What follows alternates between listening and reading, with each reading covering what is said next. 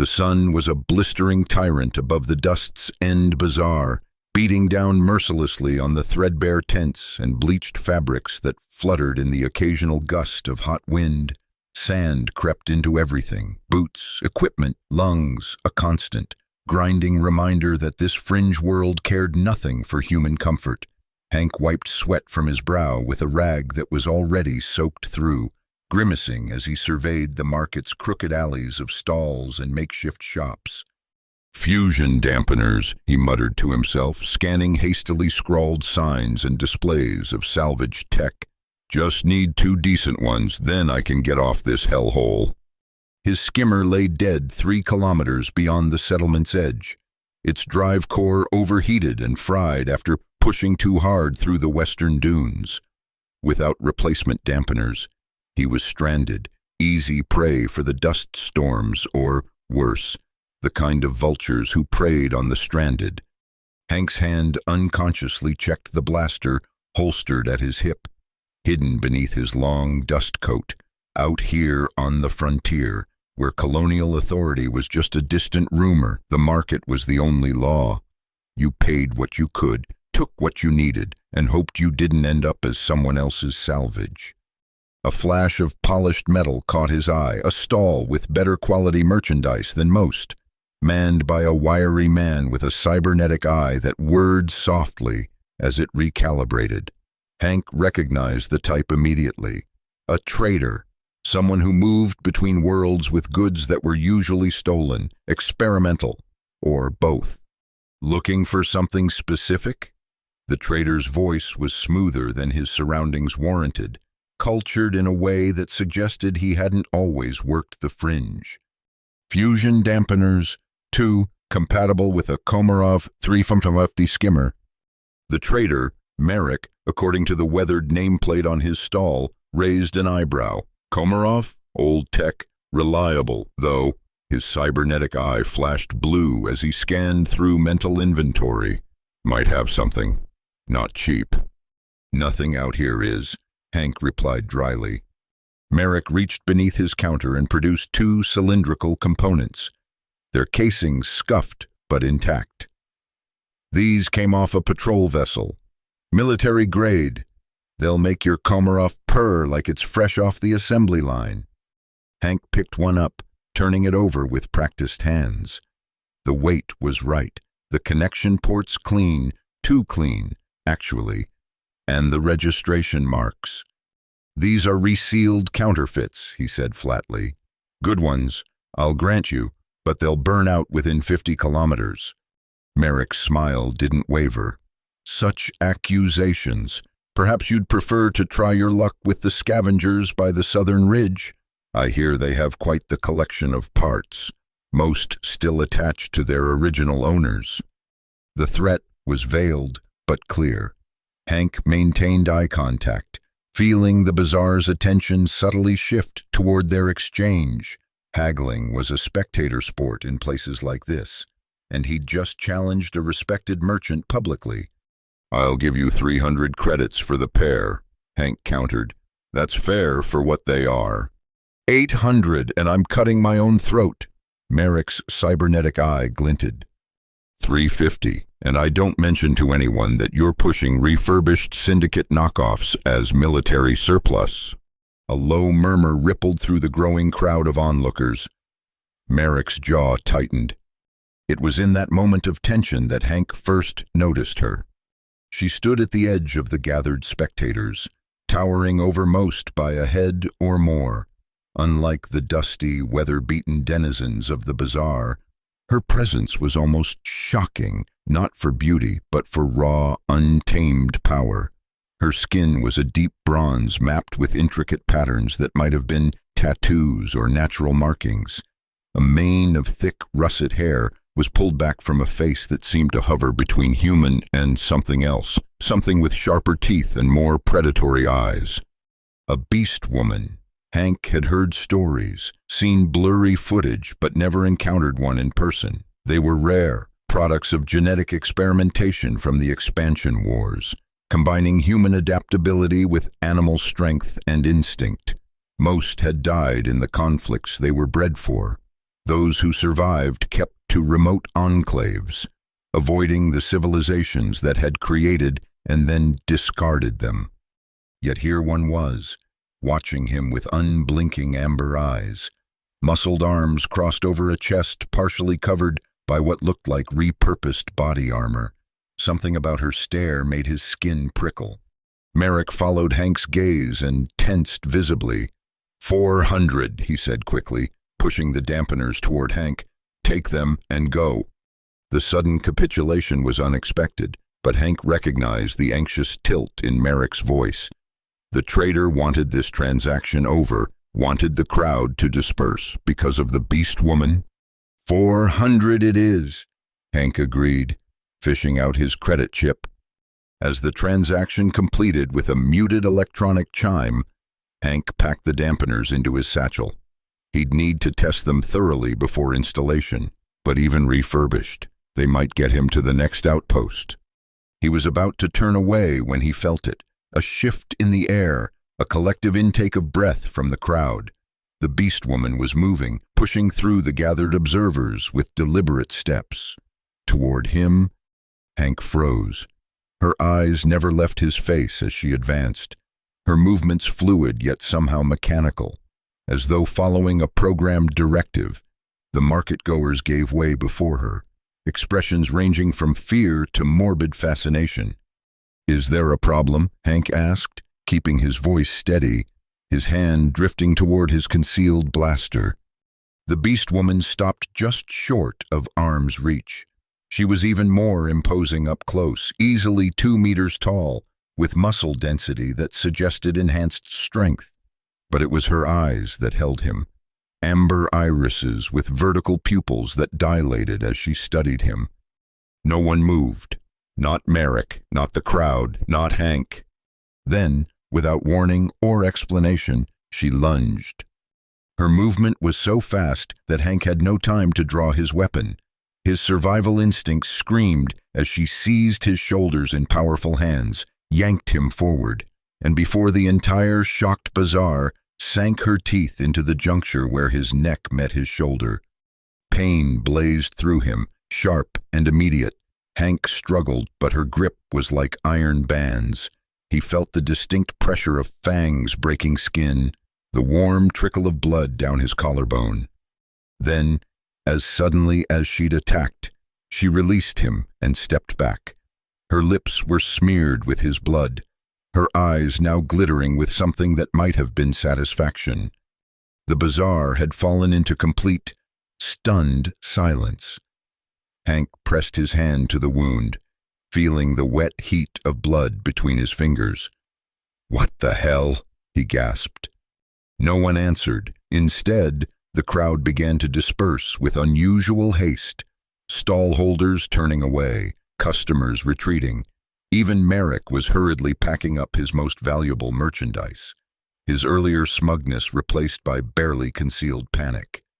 "What just happened?" Hank demanded, louder this time, rage cutting through his shock. "What did you do to me?" The Beastwoman simply stared, a strange half-smile playing at her blood-flecked lips. Then she spoke, her voice a surprising contralto, accented but clear. "You're marked now." She tilted her head, studying him like a curious specimen. "You're mine." Before Hank could respond, the crowd parted again. A stooped figure pushed through, an elderly man with skin tanned to leather by decades under frontier suns. His eyes, though, were sharp and knowing beneath bushy white brows. "Bad business," the old man said, eyeing the bite on Hank's shoulder. "Bad business indeed." "Who are you?" Hank growled, keeping one eye on the Beastwoman, who had made no move to either leave or attack again. "And what the hell is going on?" "Name's Haldo. Used to be a xenolinguist for colonial authority." The old man's gaze shifted between Hank and the Beastwoman. "Now I just try to stay alive out here, like everyone else. But I recognize what just happened. That," he pointed at the bite, "is a claiming..." "A what?" Haldo sighed, as if explaining something obvious to a child. "A claiming bite. It's a ritual among her kind. marks you as her chosen mate. The absurdity of it nearly made Hank laugh, despite the throbbing pain in his shoulder. Mate? I don't even know her. Doesn't matter in beast folk culture. They recognize compatible partners by scent, by watching them. She's been tracking you, studying you. The bite is both a claim and a contract. Haldo glanced nervously at the Beastwoman, who remained impassive. Once done, it can't be undone. You're bound to each other now. Hank stared at the Beastwoman, who stared back with that same inscrutable expression. This is insane. I'm not bound to anyone. I don't even know your name. Harriet, she replied simply. Harriet? Hank repeated incredulously. It seemed too ordinary a name for such an extraordinary creature. It's what the humans called me, she said with a slight shrug of massive shoulders. It's easier for you to pronounce than my true name. Before Hank could demand more answers, a commotion at the bazaar's main entrance drew everyone's attention. 5 figures pushed into the market, their combat gear and matching insignias immediately identifying them as bounty hunters. They moved with practiced coordination, scanning the thinning crowd with augmented visors. Harriet went very still. We need to leave, she said, her voice suddenly tense. Now. We? Hank sputtered. There's no we. You bit me. And now you're a target too. Harriet's gaze fixed on the approaching hunters. Those men will kill you to get to me. Haldo nodded grimly. She's right. The claiming bite transfers her status to you. If she's wanted, you're wanted.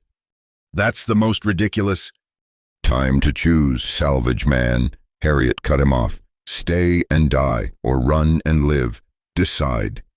One of the hunters pointed in their direction, his visor glowing as it locked onto them. Hank cursed under his breath. Whatever madness this was, he wasn't ready to die for it. Fine, he snapped, securing his satchel, but you owe me answers. Harriet's lips curved in what might have been a smile. Follow. She turned and sprinted with startling speed toward the back of the bazaar, where the tents gave way to a maze of cargo containers and makeshift dwellings. Hank followed, hearing shouts and the distinctive whine of weapons charging behind them. They ducked between sun-bleached sheets hung as partitions, dodged around startled vendors, and vaulted over crates of produce. Harriet moved with inhuman grace, while Hank relied on the agility that had kept him alive through years of salvage runs in dangerous territory. A blast of energy scorched the ground near his feet. Hank glanced back to see 2 of the hunters in pursuit, closing the gap. This way! Harriet grabbed his arm and yanked him sideways into a narrow passage between storage units. The alley ended at a small clearing where various vehicles were parked, mostly land speeders and cargo haulers. Without hesitation, Harriet approached a sleek glider designed for desert travel, its hull dented but its systems humming with readiness. Can you fly this? She demanded, already disabling the security lock with practiced movements. I can fly anything, Hank replied, pushing aside his reservations as another energy blast struck nearby, showering them with superheated sand. But that's theft! Harriet gave him a look of pure exasperation. Would you prefer I ask politely while they kill us? Before he could answer, the glider's canopy hissed open. Harriet shoved him toward the pilot's seat, then vaulted over to the passenger side with fluid grace. Hank's hands moved automatically over the controls, bypassing the startup sequence and forcing the engines to ignite. The glider rose unsteadily, its repulsors whining in protest at the rough treatment. Hold on, he warned, then slammed the throttle forward. The glider shot across the clearing and up over the bazaar's edge, barely clearing a row of containers. Behind them, the bounty hunters fired futilely at their rapidly retreating form. Within minutes, they were skimming over endless dunes, the settlement shrinking to a speck behind them. Only then did Hank allow himself to breathe, to process what had just happened. His shoulder throbbed where Harriet had bitten him, He could feel blood sticking his shirt to his skin, drying in the hot wind that rushed through the glider's partially open canopy. "You're bleeding," Harriet observed, her tone matter-of-fact. "Yeah, that tends to happen when someone bites you," Hank retorted. "Why did you do that? And don't give me any claiming nonsense. The real reason—" Harriet was silent for a long moment, her amber eyes scanning the horizon as if checking for pursuit. Finally, she spoke. "I needed protection, a partner, someone resourceful. I watched you in the bazaar for 3 days. You negotiate well. You survive. You don't fear easily." She gestured at his shoulder. "The bite is complicated, part ritual, part biochemistry. My kind use it to form bonds." "Bonds," Hank repeated flatly. "You could have asked. Would you have agreed?" The question hung between them. Truthfully, the answer was no. Who would voluntarily tie themselves to a strange, possibly dangerous beastwoman with bounty hunters on her trail? "The bite has another purpose," Harriet continued when he didn't respond. "My saliva contains compounds that temporarily link our physiologies. You can sense danger to me. I can sense danger to you, useful for survival."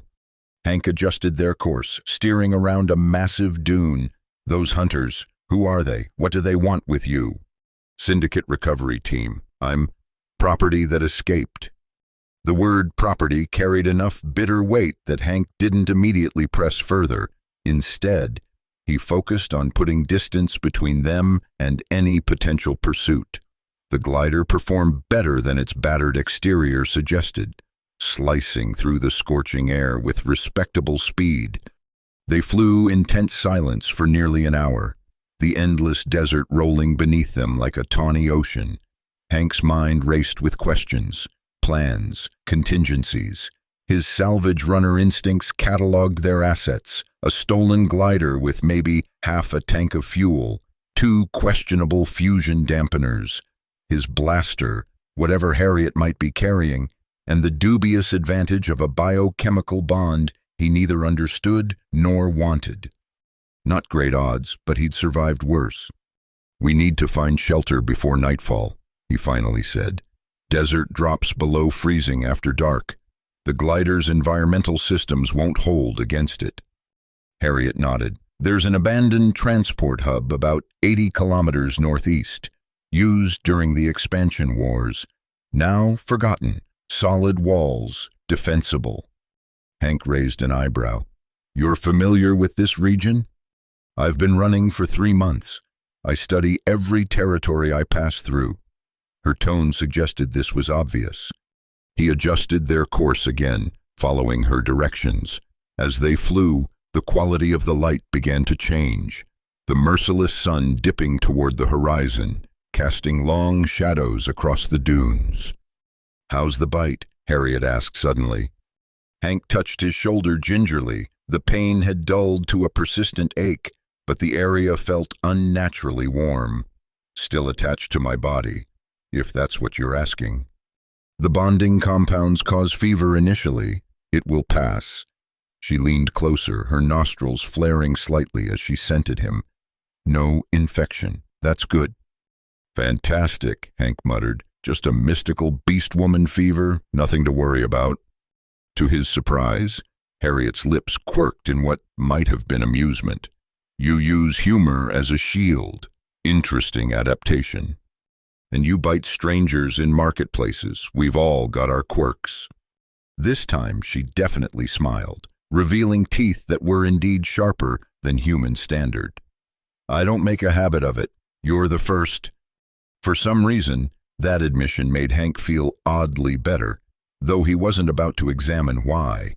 Instead, he focused on flying, watching as the transport hub gradually materialized on the horizon, a blocky silhouette against the darkening sky.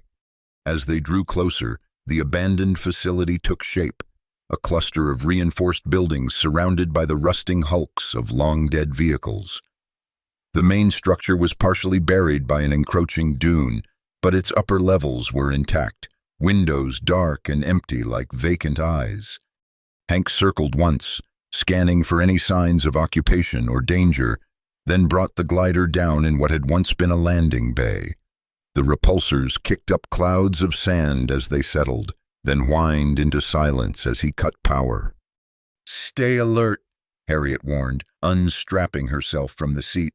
"We might not be the only ones seeking shelter." She produced a wicked-looking knife from a sheath at her thigh, its blade oddly iridescent, suggesting an exotic metal composition. Hank drew his blaster and followed her out of the glider into the eerie quiet of the abandoned hub. They moved together with surprising coordination, covering each other as they approached the main building's entrance. Harriet's senses were clearly enhanced. She paused occasionally, head tilted as she listened to sounds Hank couldn't detect, or sniffed the air for information only she could interpret. The hub's interior was a tomb of forgotten technology, collapsed ceiling panels, disabled terminals, empty weapon racks, emergency lights powered by ancient but nearly indestructible batteries cast a faint blue glow over everything, creating more shadows than illumination. "Clear," Harriet announced after they'd checked the main level. "No recent visitors." Hank holstered his blaster and surveyed their temporary sanctuary. "We should barricade the entrances, set up some early warning systems in case our friends from the bazaar are persistent." Harriet nodded approvingly. "You think tactically. Good." They worked efficiently as darkness fell outside, dragging debris to block secondary entrances, rigging simple alarms of scavenged metal that would clatter if disturbed.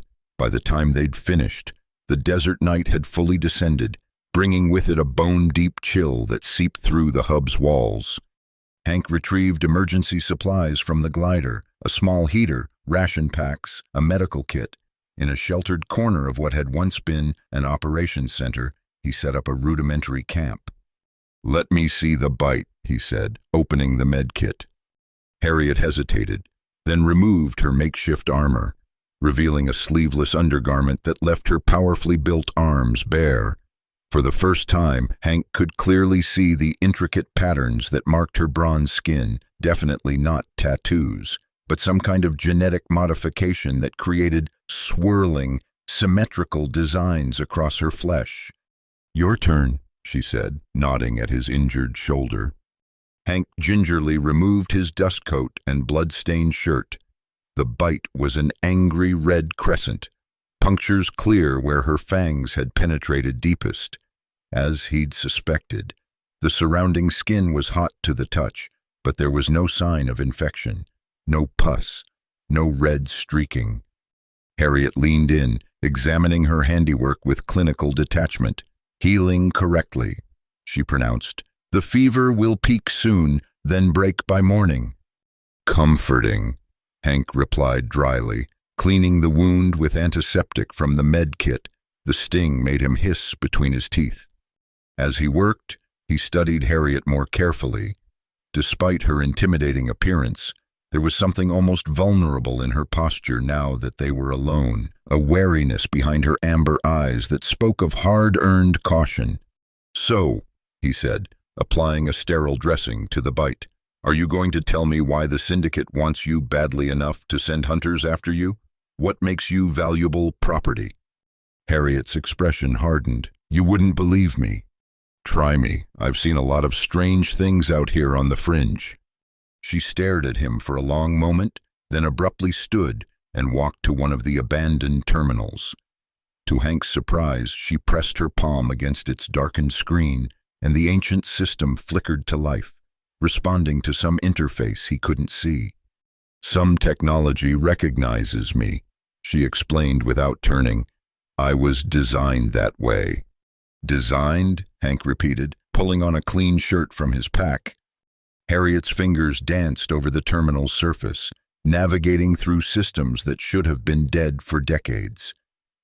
"Project Rivenfang," she said, her voice flat. "Syndicate breeding program for weaponized warriors. I am Prototype Series H, Iteration 7. The terminal projected a holographic display that flickered unsteadily in the dim light. Images appeared, clinical facilities, laboratory equipment, and containment units occupied by figures like Harriet, beast folk of various types, all with the same vacant, drugged expressions. They combined human genetic material with apex predator DNA. Harriet continued, her voice now hollow. Enhanced strength, reflexes, senses, programmed loyalty, expendable soldiers who follow orders without question. Her hand clenched into a fist. We were never meant to have choices or desires. Hank stood and moved beside her, staring at the disturbing images. But you escaped. She nodded. A programming error. During a training exercise, my cognitive limiters malfunctioned. I began to think, to question. When they attempted to reset me, I fought back, killed 2 handlers, fled. Another sequence of images appeared. Security footage of Harriet, wild-eyed and bloody, fighting her way through syndicate guards with terrifying efficiency. The syndicate can't allow me to remain free, she said, not just to recapture me, but because I know too much, have seen too much. Her fingers moved again, bringing up new files, research data, casualty reports, genetic sequences. They've created hundreds like me. Most die during modification. Those who survive are enslaved, their minds controlled. Hank felt sick as he watched the evidence unfold on the screen. The Orion Syndicate had always been rumored to engage in questionable research, but this was beyond unethical. It was monstrous. These logs, he said, pointing to a data stream, they're encrypted with Syndicate protocols. How are you accessing them? Harriet tapped her temple. The same technology that allows me to interface with these systems is in my brain. I downloaded what I could before escaping. Evidence. The implications hit Hank like a physical blow. You're not just running, you're planning to expose them. Justice, Harriet said simply. Freedom for others like me. Hank ran a hand through his sweat-stiffened hair. That's why the bounty hunters were so well equipped.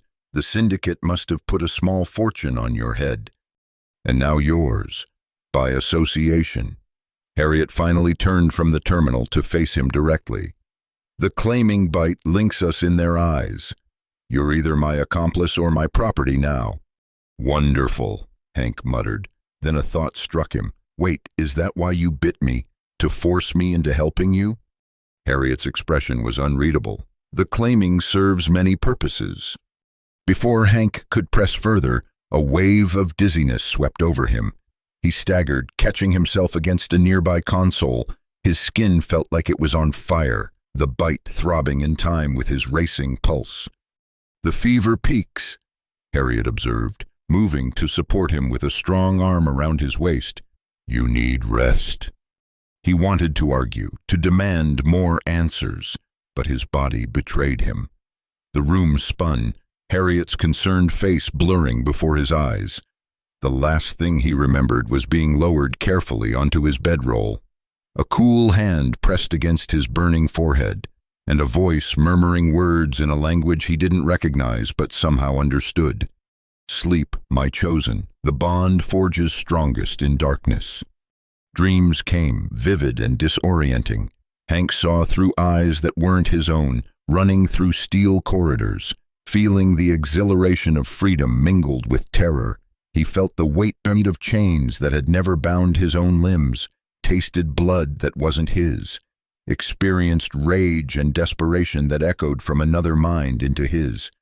Harriet's memories bleeding into his consciousness through whatever biochemical bridge her bite had created. When he finally woke, sunlight was streaming through the hub's broken windows, creating dusty shafts of gold across the floor. The fever had broken, leaving him weak but clear-headed. His shoulder no longer throbbed. When he checked beneath the dressing, the bite had already begun to heal, the angry redness fading to a duller pink. Harriet sat cross-legged nearby, perfectly still in a way that no human could maintain, her eyes closed in what appeared to be meditation. At his movement, those amber eyes snapped open, focusing on him with predatory intensity. "You survived," she stated. "Disappointed," Hank croaked, his throat dry. She passed him a water container without comment. As he drank, Harriet studied him with newfound interest. "You saw," she said. It wasn't a question. Hank nodded. "Your memories, at least fragments." He hesitated. "I'm sorry. For what they did to you." Something flickered across her face. Surprise, perhaps, at being offered sympathy instead of fear. "The bond is strong, then stronger than I anticipated." "Is it permanent?" Hank asked, dreading the answer. "The bite mark will fade. The connection." She shrugged those massive shoulders. "Unknown, my kind rarely bond with humans." Hank took another long drink, using the moment to gather his thoughts. The glimpses into Harriet's past had changed something fundamental in how he saw her, no longer just a dangerous Beastwoman who had upended his life, but a survivor of unimaginable cruelty, fighting for both vengeance and justice. "The data you downloaded," he said finally. "What's your plan? The Syndicate controls entire systems. They've got politicians and military leaders in their pockets who would even act on your evidence." "The Alliance," Harriet replied. "They oppose Syndicate expansion, would use evidence of atrocities to justify intervention." "The Alliance is 3 sectors away," Hank pointed out, "and they're not exactly crusaders for justice. They just want the Syndicate's resources for themselves." "Politics is irrelevant. Exposure is what matters." Harriet stood in a single fluid motion. "There's an emergency communications array in this facility. Old Alliance technology, but compatible with modern networks. If we can activate it, broadcast the data." Hank considered their options. His original plan, fix his skimmer, continue his salvage run, seemed increasingly distant. The Syndicate hunters wouldn't stop pursuing them now, not after the public confrontation at the bazaar. His best chance of survival was, ironically, to help Harriet succeed. And there was something else, something he was reluctant to acknowledge. The lingering echo of her memories had awakened a sense of outrage, a desire to see the Syndicate answer for their crimes that went beyond mere self-preservation. "All right," he said, rising to his feet. "Show me this communications array." Harriet led him deeper into the facility, navigating its labyrinthine corridors with confidence. They descended 2 levels, passing through areas where the emergency lighting had failed completely, forcing Hank to activate a portable lamp while Harriet moved easily through the darkness with her enhanced vision. Finally, they reached a sealed door marked with faded Alliance insignia. Harriet placed her palm against the security panel, but this time, nothing happened. "Different system," she explained, "not compatible with my interfaces." Hank examined the panel. "Old-school mechanical lock underneath the electronic overlay. I can bypass it, but I'll need tools." They returned to the glider to retrieve Hank's salvage kit, a collection of specialized tools he used for extracting valuable components from derelict vessels. Within an hour, he had the door open, revealing a communications center that had been sealed since the expansion wars. Dust covered everything, but the equipment itself appeared intact, preserved by the desert's dry air and the room's isolation. Hank whistled softly as he surveyed the technology. Alliance Vanguard-class communication suite, military grade. If we can power it up, this could reach across 3 sectors. Easy. "Can you make it work?" Harriet asked. Hank was already examining the main console. "Power's the issue. The hub's generators are long dead, and the glider's cells aren't compatible with this system." He tapped a finger against his chin thoughtfully. "But those fusion dampeners I bought might be adaptable. They're not counterfeit, just refurbished Syndicate tech disguised as military surplus. Ironic, using their own technology to expose them." For the next several hours, Hank worked to connect the fusion dampeners to the ancient communication array, jury-rigging interfaces and repurposing components with the innovative skill of an experienced salvager. Harriet assisted silently, her strength proving useful for moving heavy equipment and her enhanced senses detecting subtle power fluctuations that Hank might have missed. As the sun began to set outside, casting the hub into deepening shadow, the console finally hummed to life, displays flickering and stabilizing. "We're in business," Hank announced, wiping grime from his hands. "Systems operational, but we've got maybe one shot at this. The dampeners will burn out quickly under this load." Harriet nodded and placed her palm on the console's interface plate. Her eyes unfocused slightly as she communicated directly with the system, transferring the damning data from her internal storage. "Transmission package prepared," she reported. "Target coordinates set for Alliance Central Command." Hank hesitated, his hand hovering over the activation switch. "You realize what this means. The minute this signal goes out, every syndicate monitoring station in the sector will trace it back here. We'll have an hour at most before they swarm this place." "I know," Harriet said quietly. "You can still leave. Take the glider. I won't stop you." The offer surprised him. After everything, the bite, the bond, the journey, she was giving him a choice. Hank thought of his skimmer, abandoned in the desert, of the simple life he'd carved out as a salvage runner, answering to no one, responsible for nothing beyond his own survival. It would be easy to walk away, to tell himself that syndicate atrocities weren't his problem. But then he remembered the dreams, the borrowed memories of captivity and experimentation.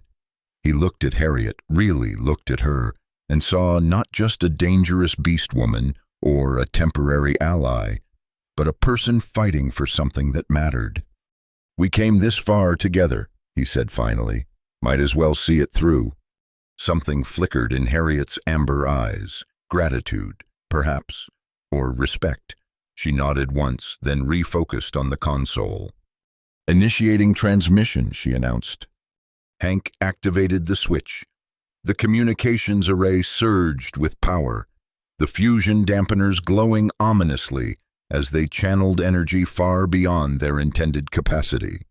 A progress indicator crawled across the screen as the data package, compressed evidence of the Syndicate's crimes, beamed outward toward distant Alliance territory.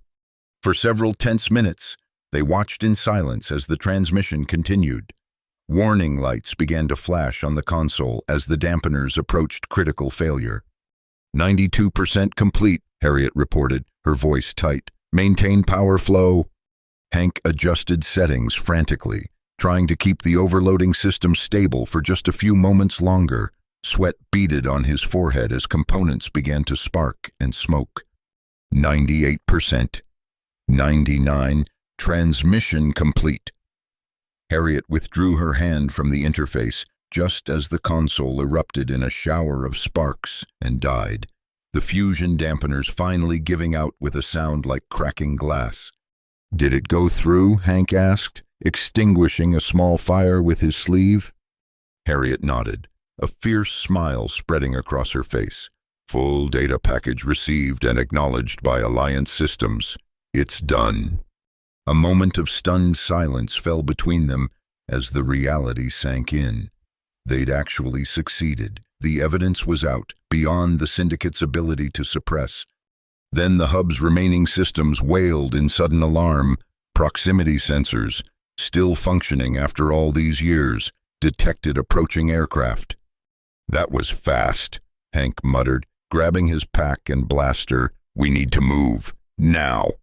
They raced back through the darkened corridors toward the surface, toward the glider and possible escape. But as they reached the main level, a deafening explosion shook the building. Dust and debris rained down as part of the ceiling collapsed. "They're bombarding the facility," Harriet growled, pulling Hank away from falling rubble, cutting off escape routes. Another explosion rocked the hub. Closer this time, the way to the landing bay and their glider was now blocked by tons of collapsed concrete and twisted metal. "Alternate exit," Hank shouted over the continuing bombardment. Harriet pointed toward a maintenance corridor. "Service tunnels lead to auxiliary landing pad." They sprinted down the indicated passage, dodging falling debris as the ancient structure groaned and shifted around them. The bond between them seemed to heighten their coordination more than once. Harriet pulled Hank clear of danger he hadn't yet perceived, or he warned her of structural weaknesses her enhanced senses hadn't detected. They emerged onto a secondary landing area just as Syndicate dropships descended through the darkening sky, searchlights stabbing down to illuminate the ruined facility. There was no sign of an operational vehicle they could commandeer. "We're trapped," Hank realized, ducking behind a crumbling barrier as armored troops began to deploy from the nearest dropship. Harriet crouched beside him, her posture changing subtly, becoming more predatory. "We fight," she said simply, unsheathing her iridescent blade. Hank checked his blaster's charge, nearly full, enough for maybe 30 good shots. Against a Syndicate strike team, that's suicide. "Better than capture." Harriet's eyes gleamed in the harsh light of the searchlights. "They will not take me alive again, and they will do worse to you for helping me." He knew she was right. The Syndicate wasn't known for mercy, especially toward those who exposed their secrets. "All right," Hank agreed grimly, "but we make them work for it." They retreated to a defensible position, a collapsed maintenance shed that offered cover from 3 sides. Hank dragged debris to create a makeshift barricade while Harriet scavenged additional weapons from the ruins around them, including a shock rod that still held charge and a battered but functional sonic disruptor. The Syndicate forces advanced methodically, clearly visible in their sleek black armor as they secured the landing area and began to spread out in search patterns. Hank counted at least 15 soldiers in the first wave, with more likely aboard the hovering dropships. "Wait until they're closer," Harriet murmured, her body coiled with tension beside him. "Maximum impact." Hank nodded, sighting down his blaster at the approaching enemies. His heart hammered in his chest, but his hands were steady. He'd been in bad situations before, though perhaps none quite this hopeless. The first soldiers reached the outer perimeter of their hiding place. "Now," Harriet breathed. Hank fired in rapid succession, his shots precise and deliberate. 2 soldiers fell immediately, their armor no match for well-placed blaster bolts at close range. In the same instant, Harriet launched herself over the barricade with inhuman speed, her knife flashing as she engaged the nearest enemies in close combat. The battle erupted into chaos. Harriet moved like a force of nature, her enhanced strength and reflexes allowing her to take on multiple armored opponents at once. Hank provided covering fire, picking off soldiers who tried to flank her or who hung back with heavier weapons. For a few minutes, they held their own through sheer ferocity and the element of surprise. Harriet's fighting style was terrifying to behold, a fluid combination of military precision and animal savagery that left armored soldiers broken in her wake. Hank fought with the desperate efficiency of a man who knew there was no retreat, making every shot count. But the Syndicate forces kept coming. More dropships arrived, disgorging fresh troops. Energy weapons scorched the air around them, forcing them back into increasingly limited cover. A blast caught Hank in the leg, searing through his pants and into the flesh beneath. He stumbled, nearly fell. Harriet was at his side instantly, hauling him back behind the barricade. Her own bronze skin was scored with burns and cuts, dark blood seeping from a wound at her temple. "You're hurt," she growled, pressing a hand to his injured leg. "So are you," Hank replied through gritted teeth. "I don't think we're walking away from this one." Harriet's eyes met his, fierce and unwavering. "No regrets. We succeeded.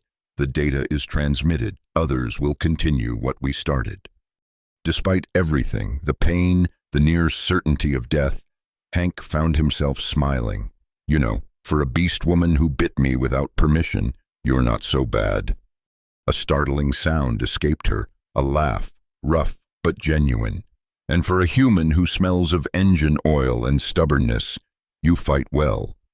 The moment of connection was shattered as a new barrage of fire forced them lower behind their rapidly disintegrating cover. The syndicate forces were closing in from all sides now, their superior numbers making the outcome inevitable. Harriet gripped her blade tighter. One last stand. Together. Hank nodded, readying his blaster despite its dangerously low charge indicator. Together. They tensed, preparing for a final doomed charge. And then the night sky erupted with new light. Massive ships descended through the clouds, their silhouettes unmistakable even in the darkness. Alliance cruisers, their weapon systems already engaging the syndicate dropships.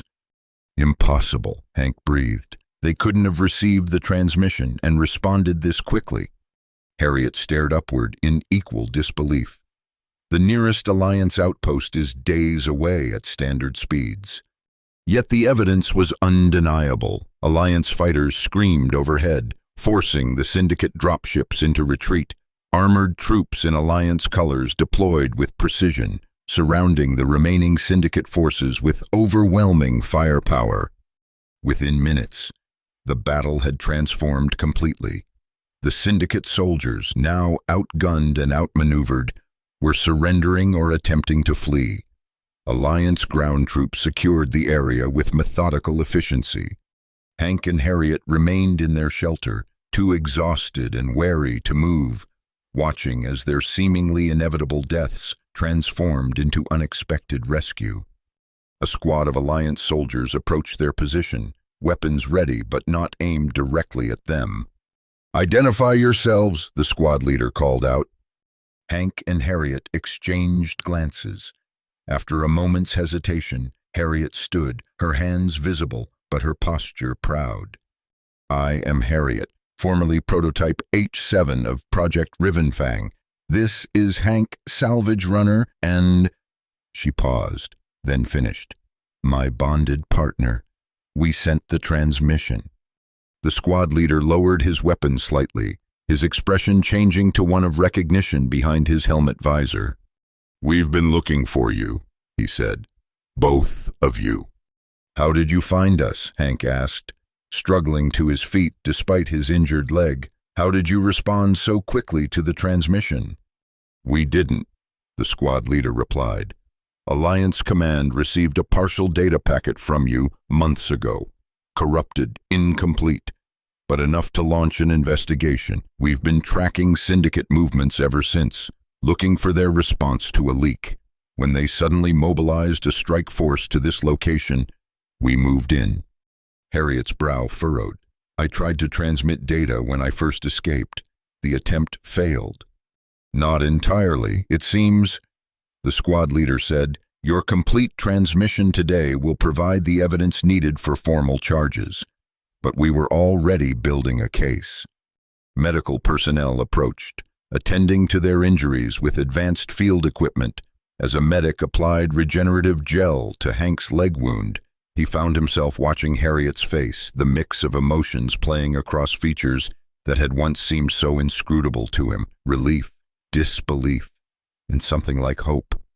"You're both coming with us," the squad leader informed them. "Alliance Command wants direct testimony to supplement the evidence." Within the hour, they were aboard an Alliance cruiser, their wounds treated more thoroughly in the vessel's medical bay. Harriet was initially tensed for resistance or captivity, but the Alliance personnel treated her with cautious respect rather than as a specimen or threat. Days blurred into weeks as they traveled to Alliance territory. They underwent exhaustive debriefings, recounting their experiences separately and together. Harriet's testimony about Project Rivenfang was recorded in painstaking detail, while Hank provided corroboration and context from a human perspective. The Alliance, true to the squad leader's word, was building a case against the syndicate, not merely for ethical violations, but for illegal weapons development and the militarization of restricted technologies. Harriet's evidence was the centerpiece of their prosecution.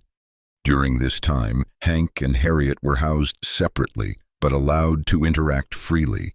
The strange bond between them, forged by her bite and strengthened by their shared ordeal, continued to evolve. The ability to sense each other's emotions faded somewhat with distance and time, but a connection remained, an awareness, an understanding that transcended normal human relationships. One evening, as they stood in an observation lounge watching unfamiliar stars slide past, Harriet broached a subject they had both been avoiding. "When this is over," she said quietly, "what will you do?" Hank considered the question. His old life as a salvage runner seemed distant now, a simpler existence that belonged to a different man. "I don't know," he admitted. "My skimmer's probably been picked clean by scavengers. The syndicate won't exactly welcome me in their territory anymore." He glanced at her profile, striking against the backdrop of stars. "What about you? Will you stay with the Alliance?" Harriet's expression was contemplative. "They've offered protection, resources to find others like me, but I don't want another master, even a benevolent one." She turned to face him fully. "The bond is fading. Soon, you'll be free of it entirely." The statement held a question Hank wasn't sure how to answer. Were they bound together only by biochemistry and circumstance? Now that the immediate danger had passed, was there any reason for their paths to remain joined? Before he could respond, an Alliance officer approached with news. The initial hearings against the syndicate had concluded. Based on the evidence and testimony provided, sanctions had already been imposed, and military operations were underway to locate and liberate other facilities like the one Harriet had escaped from. Additionally, the officer added, as the primary witnesses in an ongoing case of this magnitude, you've both been granted Alliance protection and resettlement privileges. You can choose any uncontested world within Alliance territory for permanent residence. The offer was generous, freedom and safety, a chance to start anew without constantly looking over their shoulders. After the officer departed, Hank turned back to Harriet. "So, any preference on where to go?" She seemed surprised by the question. "You would stay with me without the compulsion of the bond?" Hank shrugged, trying to appear more casual than he felt. "We make a good team, kept each other alive against pretty terrible odds." He hesitated, then added more softly, "And I'm not sure I want to find out what life is like without you watching my back." Something warmed in Harriet's amber eyes. "There's a forest world in the outer reaches, low population, abundant resources, far from both Syndicate and Alliance centers of power." "Sounds perfect," Hank agreed, "as long as it has fewer people trying to kill us." Harriet's smile, still rare but increasingly natural, flashed briefly. A reasonable request. 3 weeks later, they stood on that forest world, a place called Verdant by official Alliance charts, though the local settlers had other names for it in various dialects. After months in the desert and then the sterile environment of Alliance vessels, the lush greenery and flowing water seemed almost overwhelming to the senses. The Alliance had provided them with basic supplies and a small prefabricated shelter, erected on a parcel of land near a pristine lake, but distant from the nearest settlement. Around them, towering trees created a natural privacy screen, their leaves rustling in a breeze that carried the scent of unfamiliar blossoms. Hank had spent the morning setting up solar collectors while Harriet constructed a perimeter fence, not to keep things out, she'd explained, but to clearly mark their territory in a way that would be respected by the indigenous wildlife, some of which possessed intelligence approaching sentience. As evening approached, they sat side by side on a fallen log near the lakeside, watching as twin moons began to rise over the water. The temperature was mild, requiring no more than light jackets, a pleasant change from desert extremes. "It's strange," Hank said after a comfortable silence. "A week ago, I was wondering if I'd ever feel normal again. Now," he gestured at their surroundings. "This feels right, somehow." Harriet nodded, her gaze fixed on the moon's reflection. "The bond has changed, evolved." She touched her own shoulder, mirroring where she had bitten him weeks earlier. But it hasn't disappeared. I'm glad, Hank admitted. He reached out tentatively, his hand finding hers in the gathering darkness. Her fingers, stronger than human, with subtly sharper nails, closed around his with careful gentleness. The bite was not just about protection or creating an ally, Harriet said, her voice low. In my kind's oldest traditions, before the syndicate perverted our purpose, it was about finding a true partner, someone chosen freely, not assigned. You didn't exactly give me a choice at the time, Hank pointed out, but there was no accusation in his tone. No, she agreed. For that, I am sorry. I was desperate, afraid. I acted on instinct and need. She turned to face him, her features softened by moonlight. But now, the choice is yours. The compulsion is gone. You can stay or go as you wish. Hank considered her words, the extraordinary journey that had brought them to this peaceful shore. He thought of the bite mark on his shoulder, healed now into a silvery crescent that would remain for life, a permanent reminder of their first chaotic meeting. You know, he said finally, if you hadn't bitten me that day in the bazaar, we'd never have found each other, never have exposed the syndicate, never have ended up here. He squeezed her hand gently. I'm glad you did. Harriet's eyes widened slightly, then warmed with understanding. In a gesture that seemed both practiced and new, she leaned forward and rested her forehead against his, a sign of trust and affection from her kind that required no translation. Above them, the twin moons climbed higher, casting their mingled light over the forest, the lake, and the unlikely pair who had found each other against all odds. A salvage runner and a Beastwoman, scarred but unbroken, choosing freely what had begun in desperation. A new beginning, written in moonlight and shared breath, with all the choices ahead still theirs to make.